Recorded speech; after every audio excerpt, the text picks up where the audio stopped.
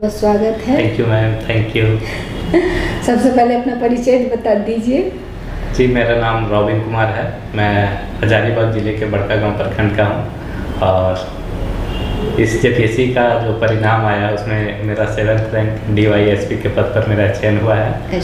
और इस सफलता में मेरे माता पिता, मेरे गुरुजन रवि सर और सुनी मैम का काफ़ी योगदान रहा और उनका सहयोग काफ़ी, जो हमारे साथ मिलकर जो इस संघर्ष में हमारे जो साथ रहे, उसी का एक परिणाम है कि आज इस रैंक पर, इस रिजल्ट में हम आज अपने आप को देख पा रहे हैं। नहीं, इसके लिए तो हम लोग को भी बहुत गर्व है आप जैसे स्टूडेंट्स पर, जिनका अथक मेहनत का ये परिणाम है। तो ये आपने कब सोचा कि हमको सिविल सर्विस की ओर जाना है? मैम, सिविल सेवा के बारे में पहले से, बहुत पहले से तो मेरा माइंड में सेट नहीं था, लेकिन जब मैं 7th जेपीएससी में पार्टिसिपेट किया और उसमें परीक्षा देने का मौका मिला, तो 7th जेपीएससी में मेरे साथ क्या था कि सिविल सेवा की तरफ उतना रुझान नहीं था, उतना ना ही तैयारी था। लेकिन 7th जेपीएससी में जब मैं पार्टिसिपेट किया और पहले ही प्रयास में मुझे इंटरव्यू देने का मौका मिला, तब से लगा कि नहीं, ठीक है, इस बार नहीं हुआ, लेकिन अगली बार काफ़ी अच्छे से करना है। और तब से लगातार मैं फिर से पुनः प्रयास किया, अपनी कमियों को देखा और उसमें जब 7th जेपीएससी का रिजल्ट मेरा नहीं हुआ, उसी समय हम रवि सर से जुड़े, रेनेस IAS से जुड़े और उनका नोट्स काफ़ी सहायक रहा इस सफलता में और आज ये परिणाम। नहीं, बहुत बहुत बधाई आपको इस रैंक के लिए, आप इसको डिजर्व करते थे।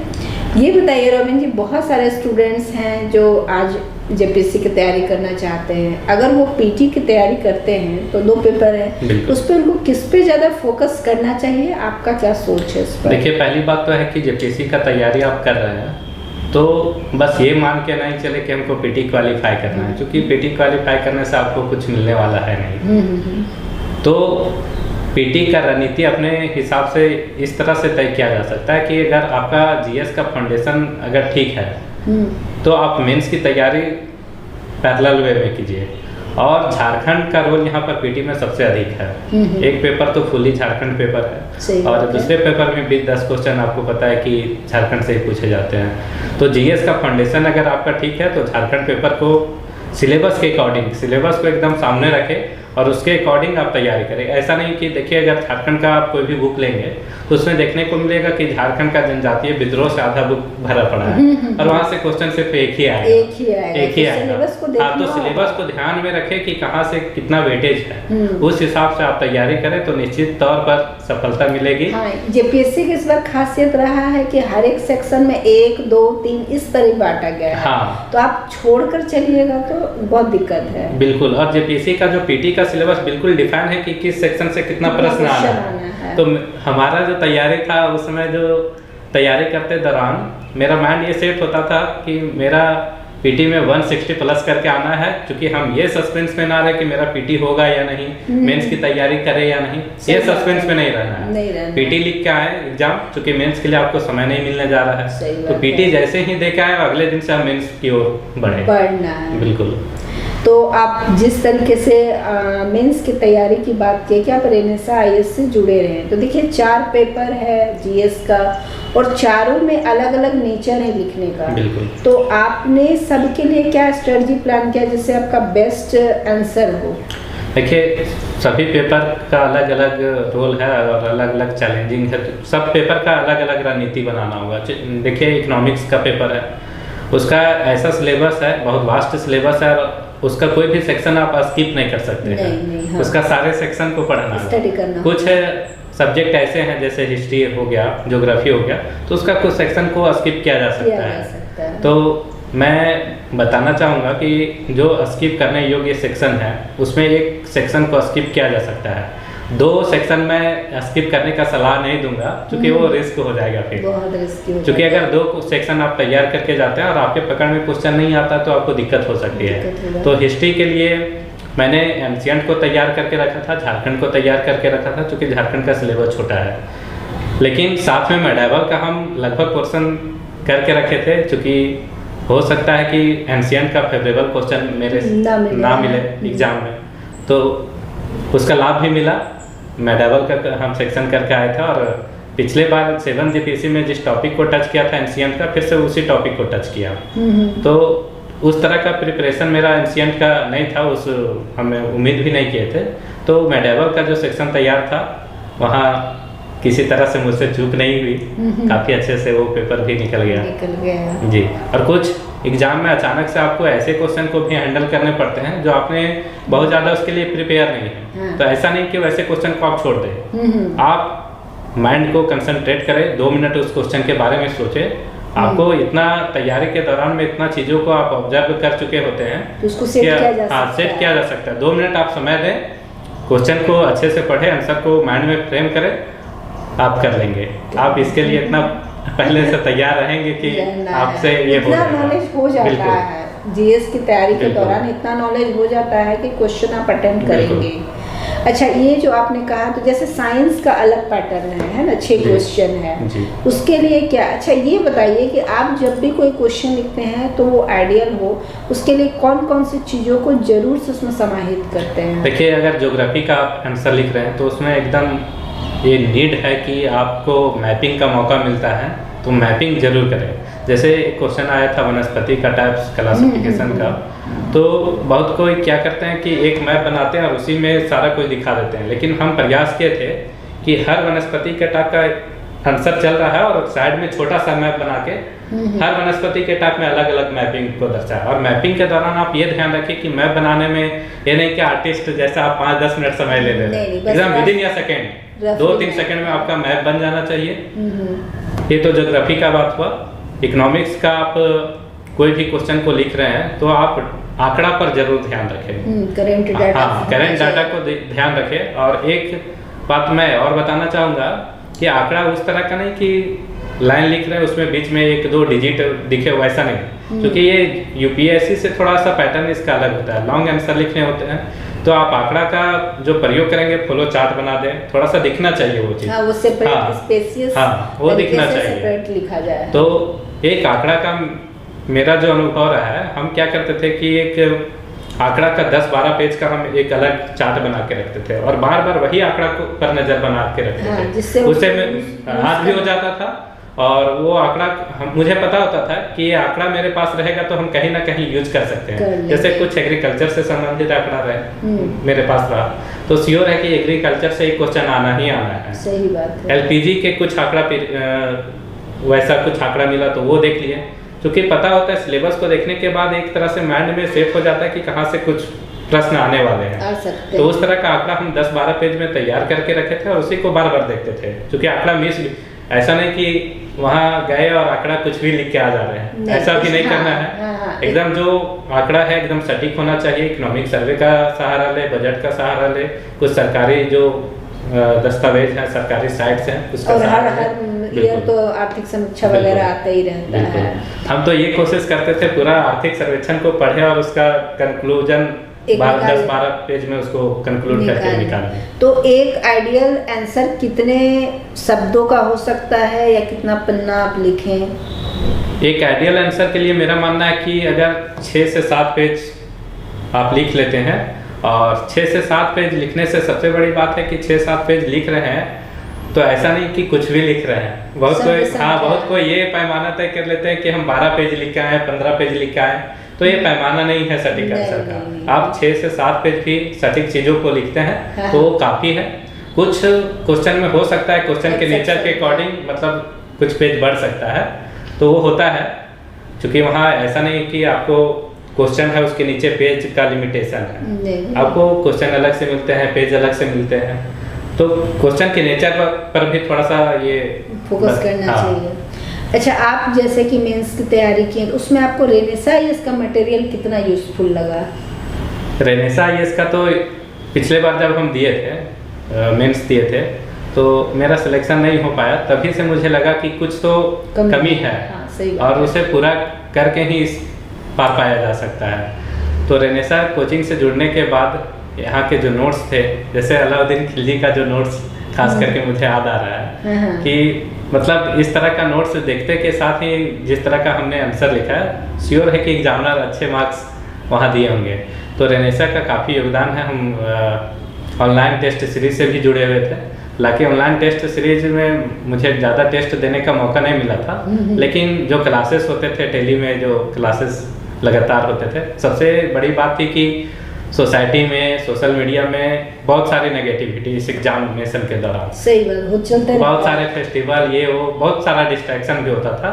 लेकिन सर का और मैम का ये था कि क्लास रेगुलर और सिविल सेवा की तैयारी में ये पेशेंस निरंतर जो कंटिन्यूअस है वो काफ़ी ज़रूरी हो जाता है। हाँ। और वो चीज़ सर और मैम में सीखे। हाँ बिल्कुल। नहीं, ये बहुत ज़रूरी है। अच्छा, आप कितना मानते हैं कि एक स्टूडेंट को कितना रिवीजन पे फोकस करना चाहिए? देखिए, रिवीजन इस तैयारी में काफ़ी बड़ा रोल प्ले करता है, क्योंकि आप जेपीएससी का जब एग्ज़ाम दे रहे होते हैं तो आपको 3 दिन में 6 पेपर वहाँ पर लिखना पड़ता है। तो वैसे में क्या हो जाता है कि काफ़ी सारे लोग के पास क्या होता है, बड़ा बड़ा नोट्स होता है, अंतिम समय में रिवीजन नहीं कर पाते हैं। तो आगामी जेपीएससी देने वाले अभ्यर्थियों से मेरा एक सलाह होगा कि आप नोट्स को पढ़ें और उसका सिनॉप्सिस बना लें, जो कि रेनेसा में लगातार वो चीज़ कराया जाता था। हाँ। और उस पर लगातार फोकस कराया जाता था, क्योंकि आप एग्जाम देने के समय आपको वो समय नहीं रहेगा कि नोट्स पूरा पढ़ते रहे। आप सिनॉप्सिस बना लें, कोई भी टॉपिक पढ़े, उसका एक पेज में जो भी सिनॉप्सिस होता है वो की पॉइंट को आप रेडी करके रखें। और चूंकि एग्जाम के समय बस वही आप देख के जा सकते हैं, पूरा नोट्स नहीं पढ़ सकते हैं। तो वो काम आप जरूर करें, आपकी सफलता में वो काफ़ी सहायक होगा।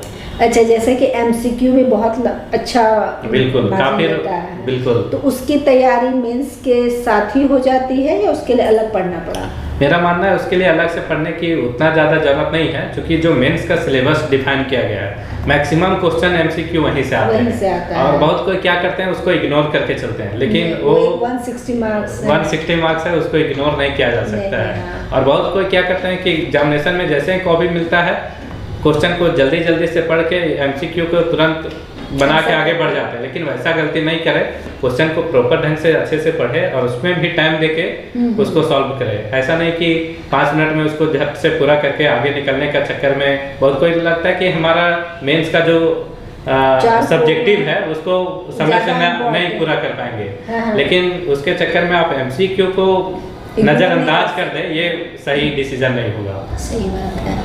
तो आप जैसे कि तैयारी किए, तो रीजनल पेपर बहुत महत्व रखता है जेपीएससी में। तो जैसे आप खोटा लिए थे, खोटा में आप बहुत ज़्यादा स्ट्रॉन्ग हैं, इसके बारे में कुछ बताइए। पिछले बार भी जब मार्कशीट आया था, तो पिछले बार का मार्कशीट ही बता रहा था कि खोटा में मेरी तैयारी ठीक है। हाँ। 7 जेपीएससी में मेरा 121 मार्क्स आया था खोटा में। और बीच में हम खोटा पढ़ाने का भी अवसर मिला था, तो पढ़ाने का भी काम किए थे। तो खोटा में काफ़ी कॉन्फिडेंट थे कि इस बार भी अच्छा होगा। इस बात का अंदाज़ा तो था कि खोटा में स्कोर हम काफ़ी अच्छा कर सकते हैं, और फिर से खोटा को ही लेकर आगे बढ़े। और मेरा मानना है कि पिछले बार से भी अच्छा इस बार खोटा का एग्जाम। बिल्कुल। खोटा में क्या रणनीति अपनाएं, अच्छा हो, बहुत अच्छा हो? सबसे पहली बात तो खोटा हमारे आसपास के क्षेत्रों में बोला जाता है, तो बचपन से ही खोटा मेरे जुबान पर होता था। तो मुझे कोई परेशानी नहीं हुई, चाहे लोकगीत हो या फिर खोटा का व्याकरण हो, वो समझने में मुझे दिक्कत नहीं हुआ। तो वैसे अभ्यर्थी जो खोटा से अनभिज्ञ है, जिन्हें ज़्यादा नॉलेज नहीं है खोटा के बारे में, जो भाषा को समझते नहीं है, तो उस पर थोड़ा समय दीजिए, 10-12 दिन समय दीजिए, उसके व्याकरण को समझिए और उसको लिखने का प्रयास कीजिए। वो धीरे धीरे अपने आने लगेगा। उसके बाद खोटा का जो लोकगीत है उसका काफ़ी रोल है, खोटा की उत्पत्ति, विकास कैसे हुआ, वो धीरे धीरे पढ़ने के बाद आपको सब कुछ समझ में आने लगता है। और उसके लिए भी मैं खोटा में सबसे चैलेंजिंग ये है कि खोटा में प्रश्न ज़्यादा पूछे जाते हैं, लिखना है। हाँ, तो काफ़ी लोगों के साथ ये होता है कि खोटा में क्वेश्चन ही छूट जाते हैं। तो आप जो क्वेश्चन को पढ़ते हैं उसके बाद आपको ये डिसीजन लेना है कि जो 7 मार्क्स के क्वेश्चन है हमको कितना लिखना है, जो 10 मार्क्स के क्वेश्चन है उसको कितना लिखना है। तो एक प्रॉपर रणनीति के साथ टाइमिंग का ध्यान जरूर रखें कि ऐसा ना हो कि किसी क्वेश्चन के बारे में ज़्यादा जानकारी है। जैसे आप 7 मार्क्स के लिए कितना वर्ड लिखें? 7 मार्क्स के लिए मेरा मानना है कि 1.5 से 2 पेज इनफ है। अच्छा, इनफ अच्छा, है। हाँ। और 10 मार्क्स के लिए ज़्यादा से ज़्यादा 2.5 पेज 3 पेज Enough उतना है। ही लिखें। और अगर ऐसा नहीं करते हैं तो आपका क्वेश्चन निश्चित रूप से छूटने जा रहा है। सही बिल्कुल। बात है, सही बात। तो आप जैसे मेंस लिखे, इस बार जेपीएससी का जो टेंडेंसी रहा कि मेंस लिखने के बाद 1 साल आपको इंटरव्यू के लिए समय मिल गया।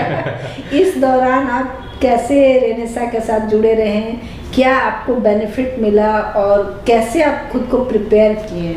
सबसे पहली बात तो रेनेसा के साथ जुड़कर हम पहले से ही इतना मेंटलिटी परिपक्व हो चुके थे, क्योंकि सर का खुद देखते थे कि कितना पैसेंस के साथ, कितना बाहरी नेगेटिविटी को दूर रखते हुए कितना सकारात्मक तरीके से आगे बढ़ रहे हैं। तो लग रहा था कि बार बार रिजल्ट का माहौल बनता था कि अब आएगा अब आएगा, लेकिन हमेशा मन में ये चलता था कि ठीक है, हमारा जो काम था वो करके आए हैं, जब भी रिजल्ट आना होगा आएगा, पॉजिटिव आएगा और मुझे विश्वास था कि अच्छा होगा।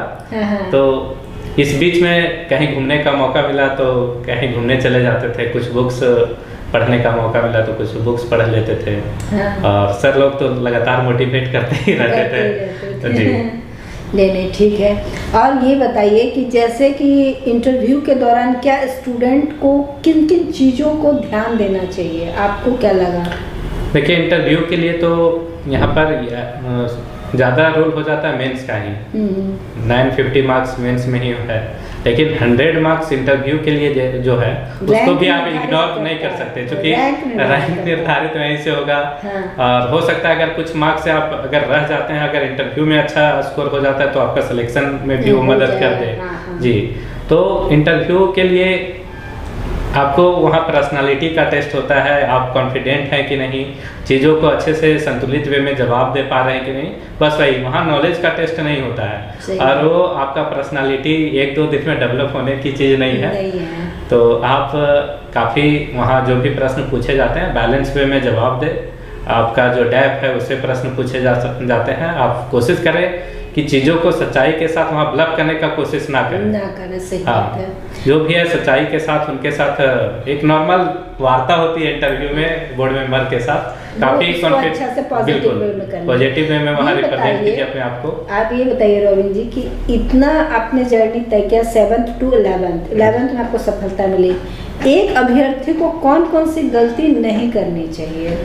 सबसे पहली बात तो जो सोसाइटी और मीडिया में जो नेगेटिविटी है उससे दूर रहे, और कभी भी अपने आप को एक बार अगर सफलता नहीं मिलती है तो उसे असफलता माने ही नहीं। वो एक जर्नी था, जर्नी में एक थोड़ा सा रुकावट आया, बस उस नज़रिए से उसको देखना है। और जो कमी रही उस पर निरंतर कोशिश करना है कि उन कमियों को दूर करें, निश्चित रूप से एक दिन आपको भी सफलता मिलेगी। यदि आपसे कोई कहता है कि उनको रेनेसा से जुड़ना है, क्या सजेशन देंगे? बिल्कुल, रेनेसा और रवि सर, सोनी मैम का मैं लगातार जो हमारे सहयोग, हमारे सफलता में जो इनका सहयोग रहा काफ़ी सराहनीय है।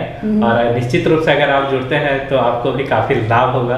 और आज हम इस पद पर हमको ये रिजल्ट मिला है, कल आपको भी ये मिलेगा। ये बताइए, आपकी पहली प्रायोरिटी DYSP ही था? बिल्कुल बिल्कुल। भैया पुलिस सर्विस से जुड़े हुए हैं, तो देखते थे काफ़ी लंबे समय से उनको देखते आ रहे, हमारे साथ ही उनका समय अधिकतर समय गुजरा है। तो लगा था कि नहीं, पुलिस सर्विस में भी मुझे जाना है, और आज ये सपना पूरा हुआ। आप क्यों जाना चाहते थे इस तरफ, कोई खास वजह? खास वजह यह है कि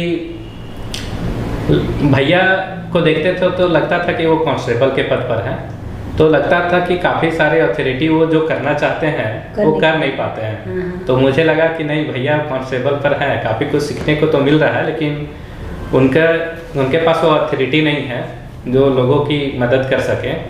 तो हमारा प्रयास होगा कि जो जहाँ भी हमारी पोस्टिंग होगी, अपने कर्तव्यों के साथ मैं अपनी ड्यूटी को अच्छे से निर्वहन कर सकूँ। सही बात है। आपके फैमिली मेंबर्स, खासतौर पे आपके माता पिता, इस जर्नी में कितना आपके लिए खड़े रहे? मेरे माता पिता का तो सबसे ज़्यादा योगदान रहा है, क्योंकि सही बात है, मेरे माता पिता काफ़ी पढ़े लिखे नहीं हैं, नॉन मैट्रिक हैं दोनों। लेकिन इस बात से मुझे कभी भी ये नहीं हुआ कि मेरे माता पिता पढ़े लिखे नहीं हैं। जिस तरह का भी ज़रूरत पड़ा हमारे साथ हमेशा खड़े रहे। पिछले बार ही रिजल्ट नहीं हुआ हाँ। तो हमें टूटने नहीं दिए, मुझे टूटने नहीं दिया हमारे माता पिता ने। उन्होंने हौसला दिया और उन्होंने बोला कि तुम कर सकते हो, इस बार नहीं हुआ तो क्या हुआ, नेक्स्ट टाइम। जी काफ़ी योगदान रहा उनका। हमारे फैमिली का आर्थिक स्थिति भी काफ़ी अच्छा नहीं हुआ करता था। भैया का जब वो ज्वाइन किए पुलिस सर्विस तब थोड़ा सा हमारे घर में फाइनेंशियली स्टेबिलिटी थोड़ा सा आया, नहीं तो उससे पहले तो काफ़ी दयनीय स्थिति थी। लेकिन फिर भी माता पिता संघर्ष में हमेशा साथ रहे, कभी ये एक प्रकार से समाज में मैसेज जाएगा कि देखिए कैसे एक माता पिता के मतलब स्ट्रॉन्ग सोच की वजह से आज आप डीएसपी हैं। देखिए आप बड़े हुए हैं, अब आप डिसीजन लिए, लेकिन बचपन से यहाँ तक लाने में उनका ही सराहनीय योगदान है। और मुझे लगता है कि इस चीज़ को झारखंड में रहने वाले सभी माता पिता समझें इस बात को और स्ट्रांगली आगे बढ़ें। क्या लगता है महिलाओं के लिए आप क्या कहना चाहेंगे कि सब अपने, चूँकि देखिए आज आप एक पद आपको मिल चुका है, आपका मैसेज अगर समाज को जाता है तो बहुत स्ट्रॉन्ग, क्या करना चाहिए पेरेंट्स को अपनी बच्चियों के लिए? देखिए सोसाइटी में तो ये भाव रखना ही नहीं कि महिला है तो वो नहीं कर सकती है। अभी सीमा दी ही आप लोग के सामने है, उनका भी वित्त विभाग में सिलेक्शन हुआ है, तो घरेलू जिम्मेवारियों के बावजूद भी उन्होंने काफ़ी अच्छा किया। तो सोसाइटी में जिस तरह से बैलगाड़ी की एक पहिया से वो बैलगाड़ी आगे नहीं बढ़ सकता, सोसाइटी भी वैसा ही है। सही बात। दोनों पहिया का ही सहयोग लेना पड़ेगा और वो दोनों पहिया जब साथ में चलेगा तभी देश का विकास हो सकता है। इसको बात को समझना होगा, बिल्कुल समझना होगा, उन्हें भी अवसर देना होगा, जो करना चाहती है उनको सपोर्ट करें। बिल्कुल जी। आपका तो बहुत बहुत धन्यवाद, आपका बहुत योगदान रहा और आप जिस सफलता को आप प्राप्त किए हैं हम लोग के लिए भी बहुत गर्व वाली बात है ना। बिल्कुल मैम। हम और एक बात मैं और कहना चाहूँगा, काफ़ी लोग क्या करते हैं कि फोकस करते हैं कि लक्ष्य मुझे प्राप्त हो जाए, लक्ष्य के बारे में ही बार बार सोचते रहते हैं, लेकिन मेरा मानना है कि वो लक्ष्य के बारे में ज़्यादा सोचने से ज़्यादा ज़रूरत है कि लक्ष्य के प्रोसेस पर ध्यान दिया जाए। अब प्रोसेस पर ध्यान दिया जाएगा तो लक्ष्य खुद ब खुद वो प्राप्त हो जाएगा। नहीं, आपकी सफलता से हम लोग बहुत गौरवान्वित हैं, बहुत खुश हैं और उम्मीद करेंगे कि आपका भविष्य पूरा उज्जवल हो, स्वर्णिम हो। आप जिस उद्देश्य से इस फील्ड में आए हैं उसको आप प्राप्त करें और आपके आने से झारखंड सुरक्षित हो, सेफ हो, विकसित हो। बिल्कुल मैम, हमारा प्रयास होगा कि हम राज्य के लिए बेहतर कर सके। हाँ, महिलाएं आप जिस क्षेत्र में हो, महिलाएं अक्सर देखिए सुरक्षा, महिला बच्चा हालांकि सबके लिए जरूरत है, लेकिन चाहते हैं आप इस कसौटी पे पूरे खरे उतरे। हम सबकी आपकी शुभकामनाएं हैं और जब भी जरूरत पड़े यहाँ के सभी स्टूडेंट्स को आप अपना मार्गदर्शन दें, इसके लिए आप हमें सदैव आमंत्रित रहेंगे। Thank you. ठीक है, आपको बहुत बहुत बधाई। Thank you. ठीक है।